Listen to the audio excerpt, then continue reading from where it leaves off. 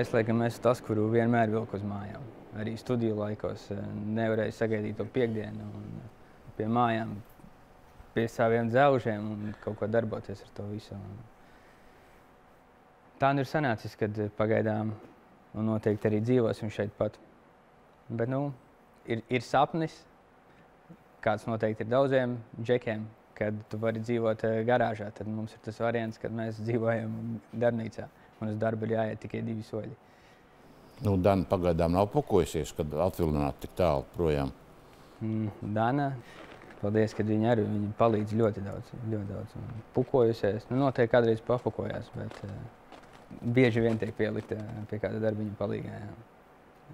Darba netrūkst. Nē, kaut kas jau jāiet palīgā jau ir. Paspaidīt tur, bremzes atgaisot tur.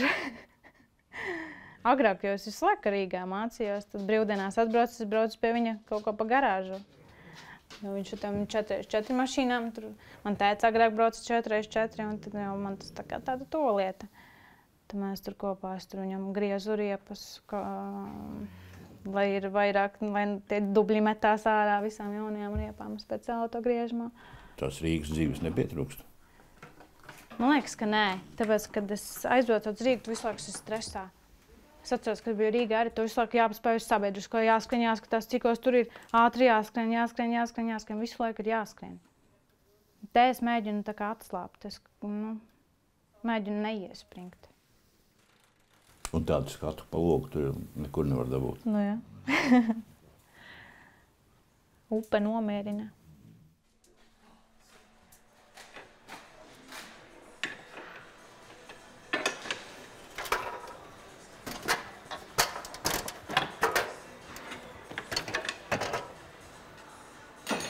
Ātrā ekskursijā.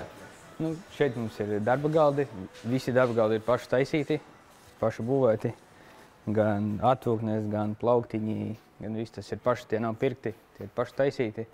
Šeit mums ir noliktava, kur ir mums darba zonā. Nav sienu, bet mēs viņu par noliktavu saukām. Un šī mums ir caurspīdīgā garderobe šajā pusē. Ļoti unikāla, noteikti, kad varbūt pat vienīgā caurspīdīgā garderobe. Bet tāda ir, lai būtu siltāks, tā ir telpā. Vīriešu kolektīvā jau var? Jā, vīriešu kolektīvā droši, nekāda problēma. Nu, tad šeit mums ir augstais gals, jeb Kamčatka. Šeit īpaši neviens nevēlās strādāt, bet, nu, ja nav variantu, nav vietas, tad mēs nākam uz šejieni. Apsildes nav, bet nu, tā ziemā par -3 vairāk nav. Tā kā var pastrādāt. Jā, šeit mums ir pārbaudes stends, piekarei tieši tāds pats kā tehniskajās apskatēs. Iekārta ir pirkta lietota, remontēta, saremontēta, dilušās vietas samainītas, vadu slēgumi pārveidoti. Un šobrīd strādā, darbojās.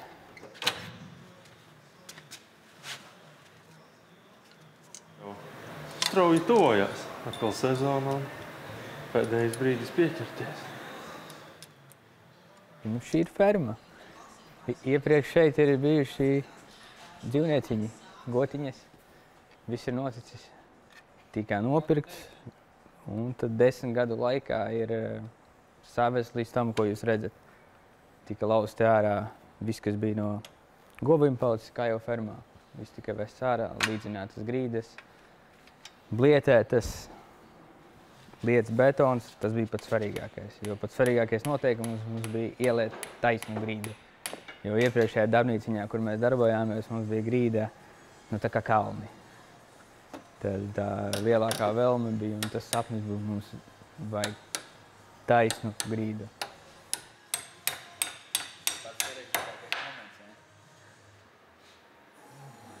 Atbildīgākais.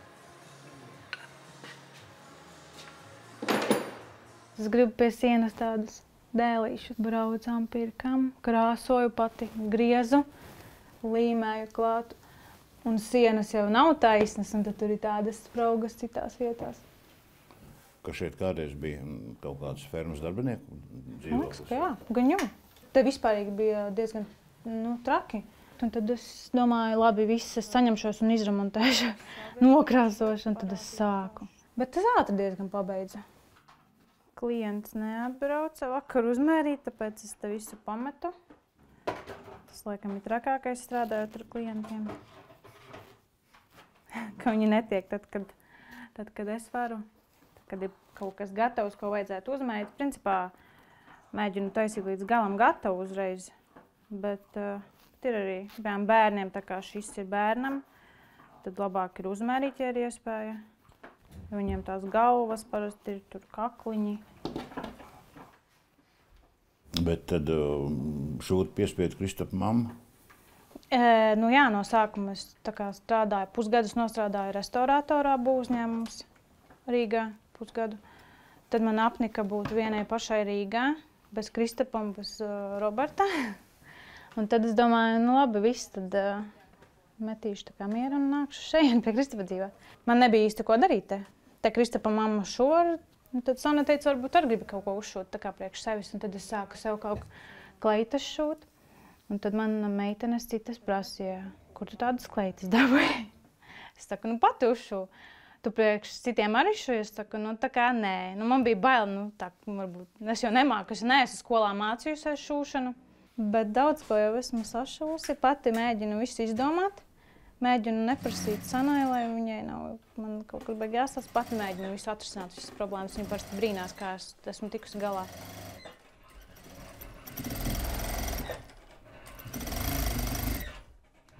Tāds pāršļūkšu.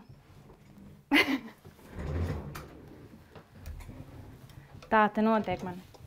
Šļūkāju no vienas puses uz otru pusi. Nošoju, tad pie overloka.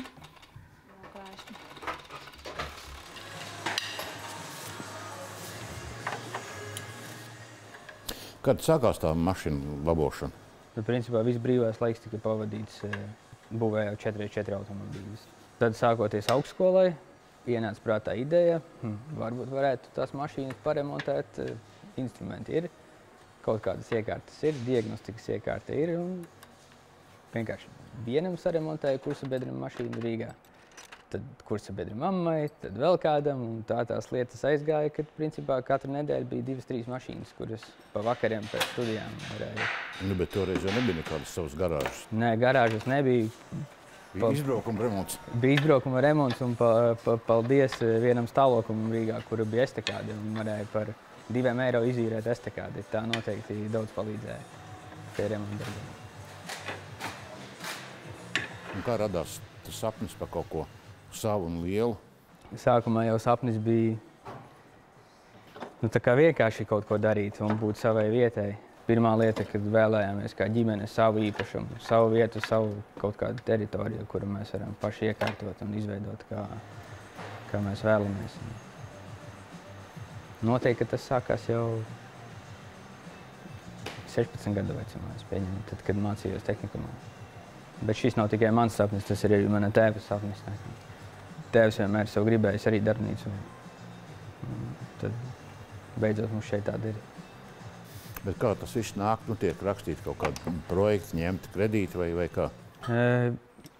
Pa lielam viss ir ģimenes iekrājumi, ģimenes un banka, protams. Priekš iekārtām ir bankas palīdzība.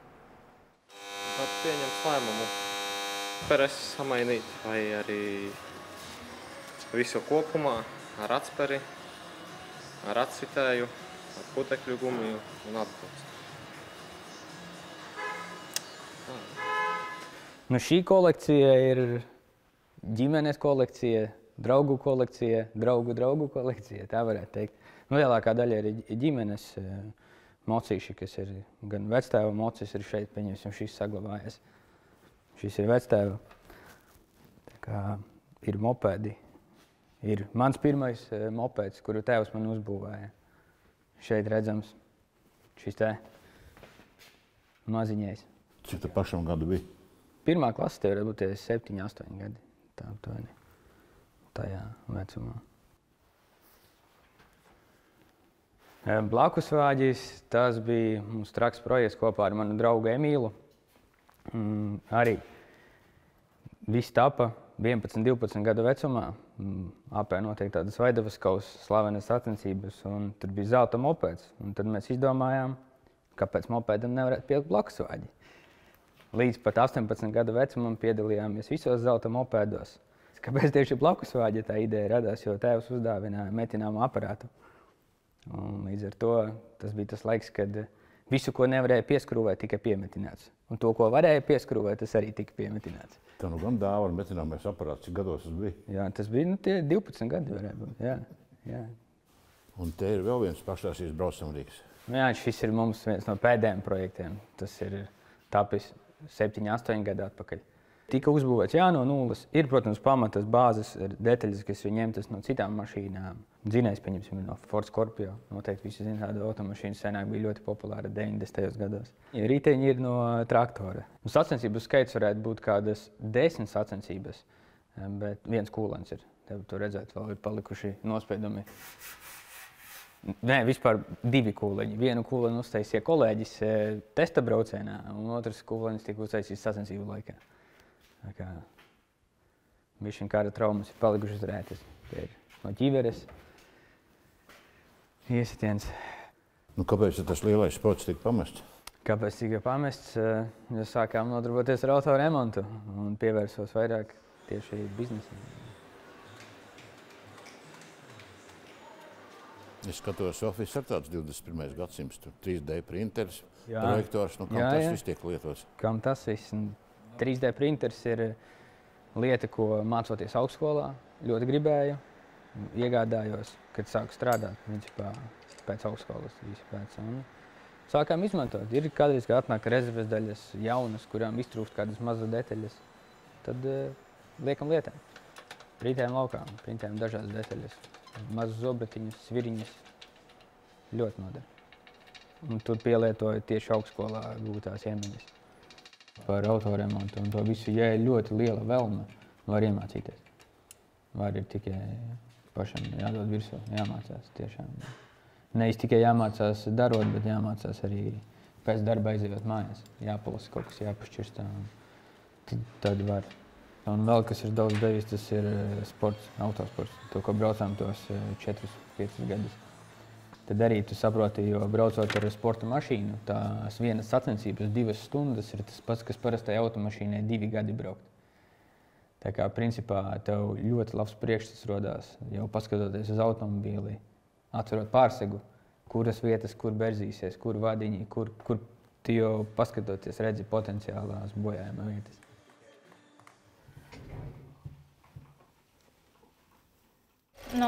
Papīra maisiņos lieku apģērbu, bet auduma maisiņos lieku sveces un tās akrila tagad paplātes. Jo ir uzreiz gatavs tā kā dāvināšanai.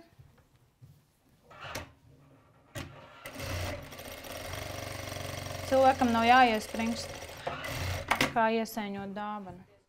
Pat esi dzimusi augusi Sapē? Nē. Es esmu no Līzes pastā. Līzes pastā man dzīvo vecāki un mācījusies es esmu no sākuma Trapenes pamatskolā. Tad es mācījos jau celtniecības koledžā gan tos tehniķus, arhitektūras, gan arī restaurators. Es biju tieši polihromā koka restaurators. Ļoti patika, bet īsti man tas varbūt tas polihromais koks nepatika. Es gribēju tieši ar krāsām, jā. Un tad man bija diplomdarbs. Protams, katram jāizvēlās, ko tur tajā diplomdarbā taisīsi. Un man bija piedāvājums no Jūgenstila muzeja direktoras. Viņas privātmājā, viņai ir tā kā sienu gleznojumi. Un tad man skolotāja prasīja, vai es varbūt gribu pamēģināt. Un es tieši tā kā biju domājis, tā kā ritīgi forši tur atsakt sienām tos visus. Jo man patīk tā kā redzēt, kāds ir bijis iepriekš. Un tad jā, es mēģināju to. Un tas man patika. Tā kā monumentālo glezniecību es tā kā varbūt gribētu, jā. Viņš tomēr šeit ir galvenais.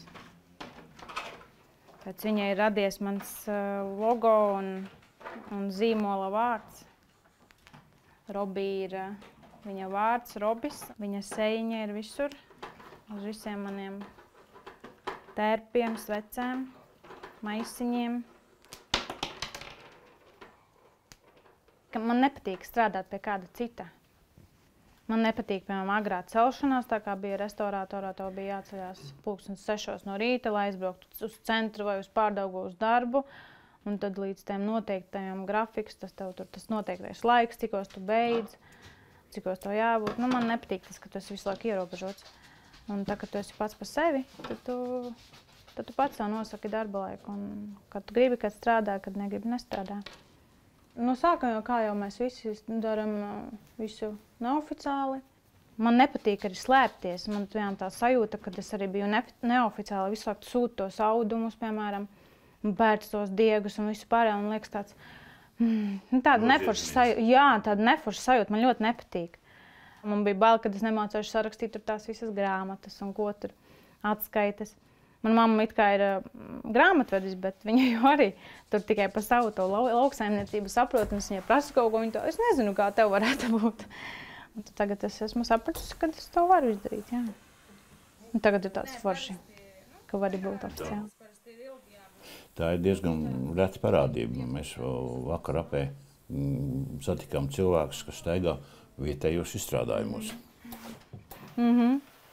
Jā, daudzi no apes ir. Es arī esmu sūtījusi kaut gan ar Zīriju meitenēm. Man it kā ir pat pa visu Latviju, jo es esmu tagad bijusi dizaina tirgu Rīgas. Tā darbojaties. Nu, kas ir pats grūtākais? Izdomāt modeļus ir visgrūtākais, ja tev atnāk un pasaka, ka viņi nezin, ko viņi grib īsti. Un tad tev ir jāizdomā. Rādi viņam un stāsti, ka varam to tā salikt. Un, ja tev vēl bērnam ir jāšķiet, tad bērns, protams, grib kaut ko rozā vai meitenes, un tad mammas negrib rozā. Un tad es mēģinu kaut kā iestāstīt, ka varu kaut ko salikt tā. Nezinu, man kaut kā sanāk, laikam ar visiem. Es visus varu pierunāt. Parasti visi man uzticās. Saka, tu sašuji tā, kā tev liekas, ka būs labi. Un tad es tā arī izdaru, un tad atnāk, un tad ir tāds skaisti, pārsteigti. Tas arī tas foršais, kad tas tāpat kā restaurācijā, tu nezini, kas tev būs apakšā, un tu atklāji to, un tu redzi, kas tas ar tā ir. No sākuma jau tu arī tu liec kaut ko kopā, un tu jau īsti nezini, kā tas varbūt izcīs. Uz papīra tu uzzīmēt, saka, izstās savādāk. Jā, te ir tās fūgas. Izklausās, ka cilvēks visu mūžu mācās. Tā jau ir. Visu laiku kaut kas jāmācās. Tāpat kā es teicu, ka es netaisīšu pokcaurumus. Man negribās, man bail viņus taisīt, man liekas, ka nesanāks. Tad es sāku vienkārši. Man riktīgi patīk. Un tad domāju, labi, paskatīšos, kā tur kas jādara. Pagrozīšu un paskatīšos. Un tad man sanāca, jā. Tagad es šūju arī pokcaurumus un pogas lieku. Tagad man ir nākamais, kad es neesmu vēl neko taisījusi ar roderi iekšā, tā kā mēteļus, piemēram, žaketes. Tad tagad man tas ir nākamā daļa, aiznākamā daļa, domāju, man ir pasūtījums viens mētelis, kur grib oderi iekšā, un tad es Sanai teicu, ka nāksim un stāstīsi, kā jāšai. Nu, nav sapnis par tādu savu lielu ražotni tur ar algotiem darbiniekiem veselu baru? Nē. Man visu laiku Kristaps saka, varbūt tev vajag kādu palīgu vai kaut ko. Es domāju, priekš kam? Žēlo, Kristaps. Man nevajag, jo tāpēc, ka es gribu pati, jo, es neņemu tik daudz, lai es nevarētu to pati izdarīt. Man nevajag tā, ka lai ražotni, lai visiem ir tāds, kā, jo negrib cilvēki, kad ir visiem. Piemēram, es tagad arī skolai apes dažiem bērniem šuju formas. Un arī vecāki negrib, lai visiem vienādi. Tad tu atkal domā, katram tur jau to bērnu ir daudz. Ej, tu izdomā katram kaut ko citu modeli svārkus savādākus, tu izdomā. Lauku dzīve tā tāda ierasta lieta? Jā. Nekas nav mainījies, kā es teicu. Vēl no maza, ka biju nesu stiepu malku mājās. Atnāku šeit, atkal jāstiep malka. Nezinu, es jau kaut kā pat neuzskatu laukiem kaut kādus. Man liekas, tur, kad man vecvecmama dzīvoja Latgalē laukos, tur bija lauki. Meža malā un cik kilometrus no centra. Te jau pāri upītei pārējai un esi centrā. 15 minūtes un esi centrā. Man tagad arī pazīstami nāk visi atpakaļ uz laukiem. Mums draugi atnāca atpakaļ uz laukiem no Langstiņiem, kuram arī čalim ir servis Rīgā un meitene cep kūkas, un viņi atnāca uz api dzīvot. Un tad viņa arī brauc, taisās nākt arī uz api dzīvot tur laukos, nevis tā kā pilsētā, bet laukos. Un arī nāks, jā, uz api.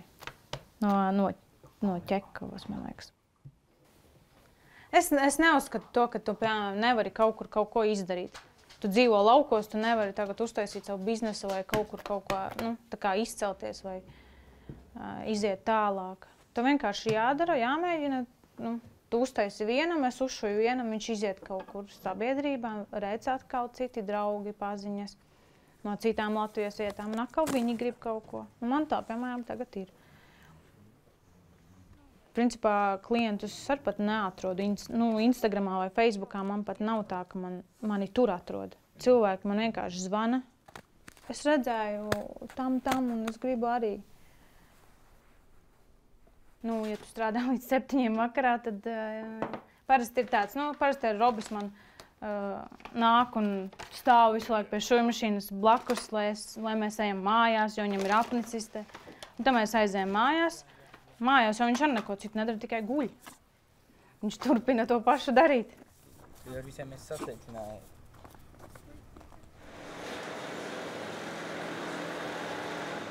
Ir pat tā, ka šobrīd, ja ir automašīnas vecākas 2000. gads, tās ir sāpīgs temats mums visiem, jo tik tiešām tā mašīna jau ir nolietojusies un ir jāiegulda ļoti liels darbs.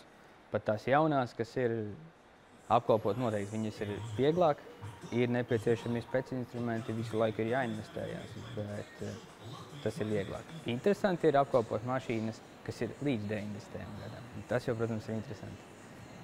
Ko mēs nevaram izdarīt šeit tādu, ko Rīgā varētu. Tas būs...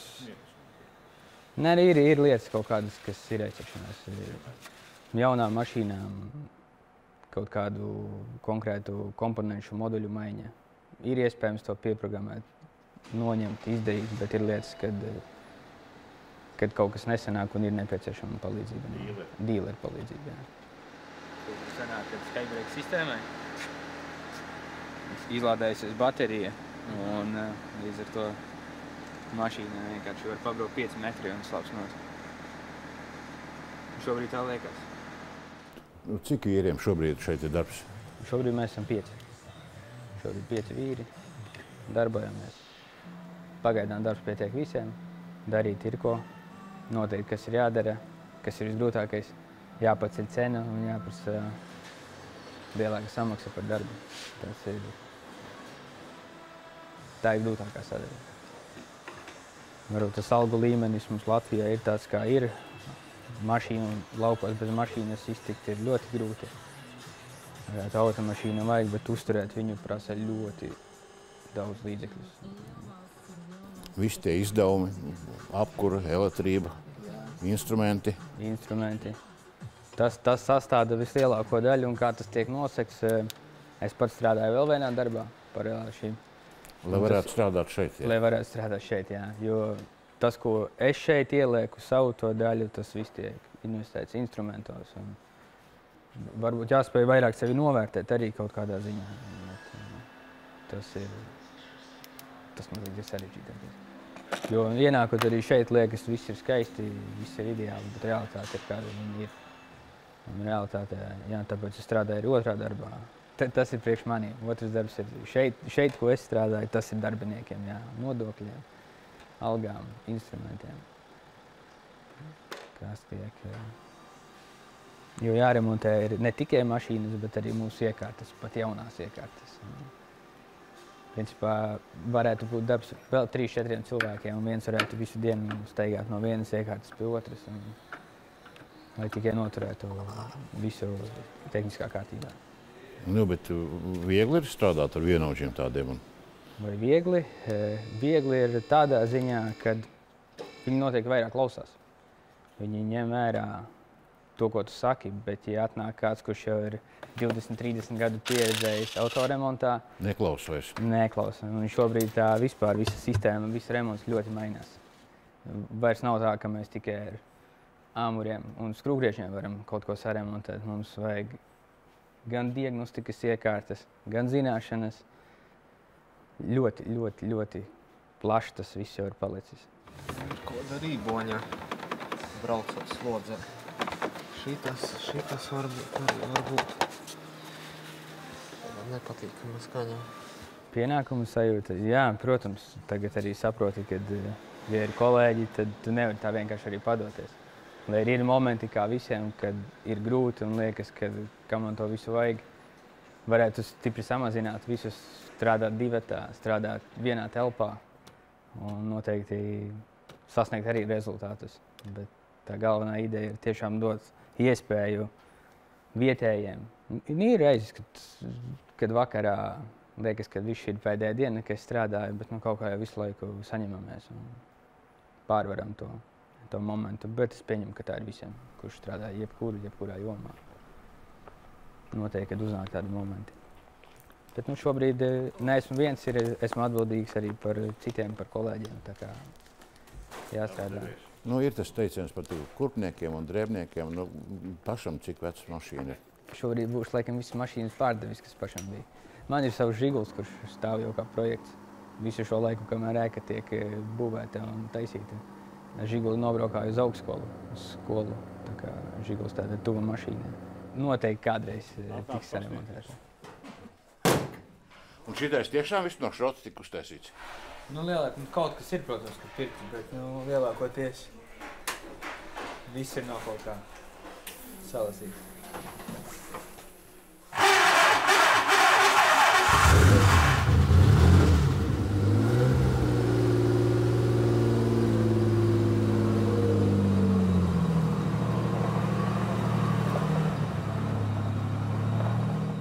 Tā galvenā ideja ir, lai nav tā, ka lielākā daļa arī jaunieši, kas mums apēr, mācījušies sākumā, pēc tam aizgājuši uz Rīgu un neviens īsti nenāk atpakaļ šeit uz laukiem. Tad tā vēlme bija man un mums kā ģimenei, kad mēs gribam uztaisīt to vietu patīkamu visiem. Lai nav tā, ka tikai Rīgā ir skaisti servisi vai Siguldā. Noteikti, kad ir Latvijā vēl kaut kur cenšas kāds un mēģina darīt tā, lai būtu tā patīkamā darba vide. Lai būtu prieks atnākt uz darbu, lai būtu prieks strādāt. Kā mēs sakam, ka gribētos, lai ir kā Amerikā. Neesmu bijis Amerikā, bet esmu redzējis, kā ir Amerikas laukos, kā dzīvo cilvēki. Tas varbūt tas vēlākais sapnis uztaisīt to visu tā, lai ir skaisti. Un, ja vēl ar to visu var nopelnīt, tad tas vispār būtu super. Šeit pie mums ir laipni gaidīti. Ir gan mājas, kuras pārdod, var nopirkt, var sākt dzīvot un strādāt attālināti. Tas būtu super priekš mums. Tā kā visi gaidīti vietējā kopienā. Viss notiek apē. Notiek un notiks, un es domāju, paliks tikai labāk. Daudz, kas jau arī ir uzlabojies. Un pats labākais, ka mums beidzot ir benzīntanks. Tas ir pats labākais. Jā, tas ir tā kā bērnības sapnis visiem apēm, man liekas, kas ir 90. gadu bērni, tad noteikti.